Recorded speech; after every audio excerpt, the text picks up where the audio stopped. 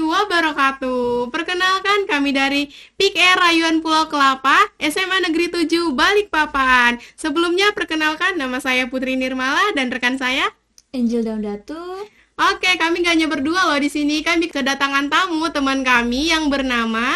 Halo, saya Alika dari kelas 10-2. Oke, jadi hari ini kita akan membahas tentang stunting, di mana stunting itu adalah kondisi gagal tumbuh. Pasti kalian belum tahu lebih jelas kan apa itu stunting. Jadi kita bertiga mau menjelaskan lebih luas lagi kepada kalian apa itu stunting. Nah, untuk Alika nih ya, karena pada hari ini kita temanya adalah stunting, aku pengen tahu nih sama Putri nih ya, khususnya ini ya. Apa sih stunting itu menurut Alika? Nah, jadi stunting itu adalah permasalahan gizi yang disebabkan oleh kurangnya asupan gizi.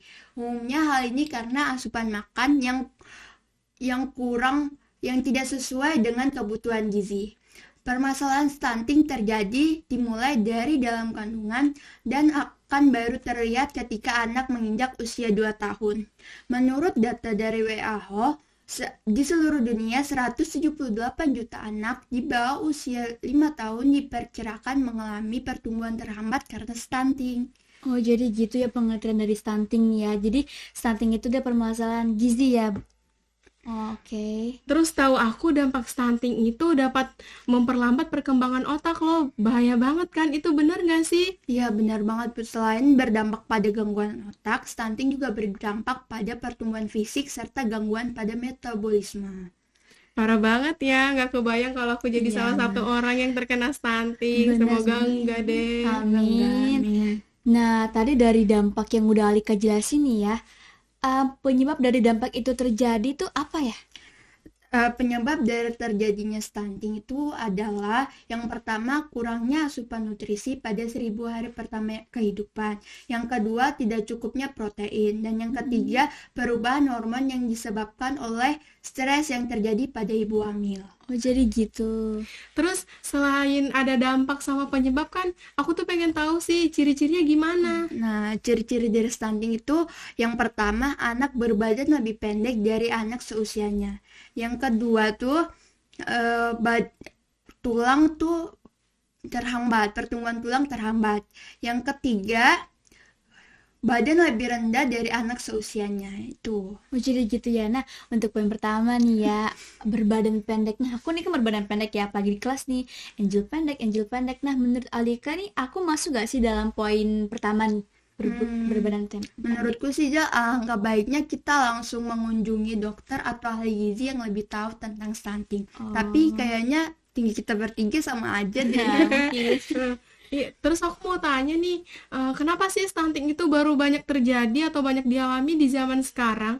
Karena di sekarang tuh banyak sekali ya, terjadi pernikahan muda yang belum tahu usia sebenarnya berapa menikah.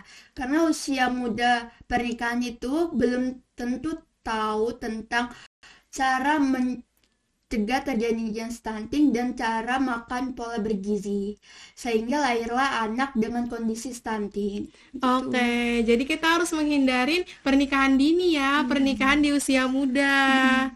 Jadi mendingan kita dengan cara menjaga gaya pacaran kita agar tetap sehat deh, supaya tidak terjadi hamil di luar nikah. Mendingan kita gapai cita-cita kita tuh setinggi-tingginya agar kita menjadi generasi yang gold, cerdas, dan hebat. Agar kita mendapat pasangan yang cerdas juga, yang hebat juga, dan terlahir keturunan yang seperti itu juga. Oh iya. Nah, dari pertanyaan Putri tadi ini kan, aku mau nanya nih, dari pengertiannya, dampak, penyebab, terus ciri-ciri. Dari semua ini, termasuk dari pertanyaan Putri tadi nih ya, aku mau tanya nih, cara mencegah atau mengatasi terjadinya stunting, atau juga kita bisa beri saran nih kepada teman-teman di luar sana, bahkan balita atau kepada ibu-ibu hamil, yang khususnya bagaimana sih cara mencegah stunting gitu. Jadi ada banyak cara untuk mencegah stunting. Yang pertama itu di 1000 hari pertama kehidupan ibu hamil dianjurkan untuk mengonsumsi nutrisi baik, dan yang kedua itu mengolah makanan bergizi, mengonsumsi makanan bergizi. Yang ketiga itu minum tablet darah sangat dianjurkan untuk remaja putri seminggu sekali dan setiap hari pada saat menstruasi. Dan yang terakhir itu olahraga secara teratur serta ada banyak cara lain. Gitu. Oh jadi gitu ya.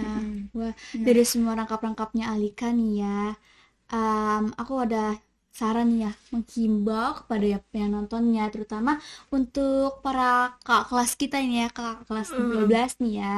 Nah kami menghimbau dan punya saran, terkhusus nih ya karena bentar lagi akan lulus. Aku harus pikirkan masa depan ya, kayak kuliah, kerja ya. Jangan pikirkan untuk nikah dulu karena bla bla bla, jangan nih ya. Karena tadi juga dari Alika udah jelasin ya untuk pernikahan muda, Iya. terkhusus dari pertanyaan Putri nih ya. Umur pernikahan yang dianjurkan yaitu untuk wanita 21 tahun ya, bener nggak Iya. sih ya? Untuk laki-laki 25. Nah, mengapa seperti itu? Karena itu juga anjuran dari pemerintah nih, bener ya Alika ya? Oh iya. Jadi untuk wanita 21 tahun dan juga untuk pria 25 tahun untuk menciptakan generasi terjauh dari stunting dan juga menciptakan generasi yang gold, cerdas dan juga hebat. Gitu. Iya. Oke. Oke, makasih banyak nih buat Alika ya, udah menjawab pertanyaan kita Iya. nih seputar tentang Stunting. Oke. Tapi aku punya moto loh. apa tuh? Motonya tuh gini, genre, sehat, cerdas, ceria. Oke. Gimana kalau kita coba sama-sama? Boleh tuh, boleh. Oke, ayo. Genre, Sehat, cerdas, ceria. Oke, selesai sudah podcast kita hari ini. Semoga bermanfaat ya buat kalian. Wassalamualaikum warahmatullahi wabarakatuh. Bye.